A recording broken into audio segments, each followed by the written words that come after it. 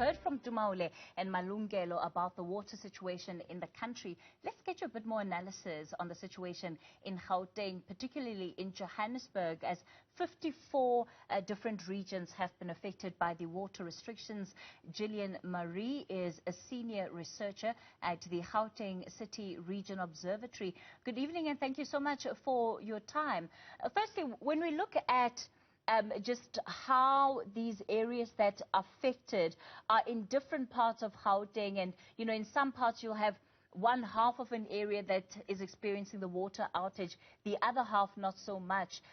Can you give us a bit of understanding of how all of this has been determined? Good afternoon, Cathy. So I think it really depends on the urban form and the structure that we have and how the different municipalities distribute water. So typically, because water is fed from high-lying reservoirs, it's the high-lying areas that are going to be first affected by lower levels of water. So it really depends on both the topography of where you are and also how you are connected into the infrastructure system. What are some of the issues that you as the observatory are particularly looking into right now? So we did a survey earlier in the year. It's our quality of life survey. And this time around, we surveyed just over 13,600 residents within Gauteng, and we asked them a range of questions around how they experience Gauteng, what they have access to and what matters to them. And there are a few questions there, I think, that give us some idea of infrastructure and how people feel about water. The most important, I think, there is most people in Gauteng have access to potable water in their house or in their yard. The real challenge in this part of the world is the reliability of the services that we've had.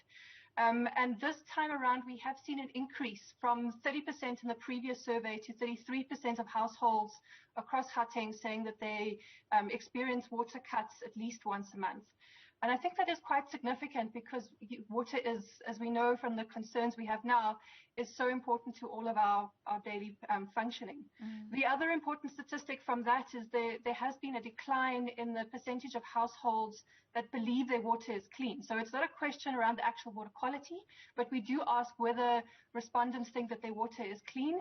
And in this survey, only 75% of respondents believe that their water is clean. And that's a 10% reduction from what we saw when we asked the same question in 2016.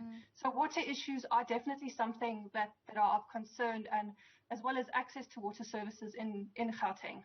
You make an important distinction between the perceptions that residents may have and the reality when it comes to quality of drinking water. What do we know about what the actual results of our water is and the grading system that South Africa has long held, in terms of grading the water quality? So I can't speak to the details of the technical aspects of water quality. What I can say is water and water infrastructure is really hidden infrastructure. So it's under the ground. We don't see, and many of us are not aware of the processes of what it takes to get the water from the source. And in this case, from the Vaal Dam and the integrated Vaal system, all the way through the infrastructure to the tap in our homes when we open it. So it's hidden infrastructure. We only really notice where there's a problem either with the quality or the quantity of the water when we open the tap, and we see it over there. And along that whole infrastructure value chain that we have, so from the source, from the catchments that we get our water to the tap, there's a number of points where we can have breakages and breakdowns that cause that declining water quality. So it's very difficult unless we know exactly where we are in that system, exactly why that water quality has declined.